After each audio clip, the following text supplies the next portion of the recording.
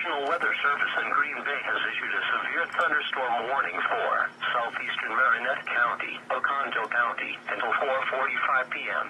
At 3:52 p.m., National Weather Service Doppler radar indicated a severe thunderstorm capable of producing quarter-size hail and damaging winds in excess of 60 miles an hour. This storm was located near Gillette, or 19 miles northeast of Chagnon, and moving east at 40 miles an hour.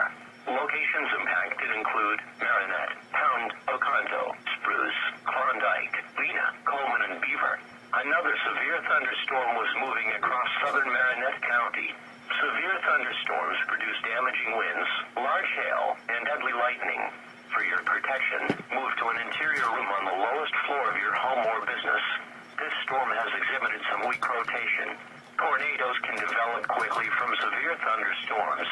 Although one is not immediately likely, if a tornado is spotted, act quickly and move to a place of safety inside a sturdy structure, such as a basement or small interior room. Repeating, a severe thunderstorm warning has been issued until 4:45 p.m. for the following counties: in Wisconsin, Marinette and Oconto,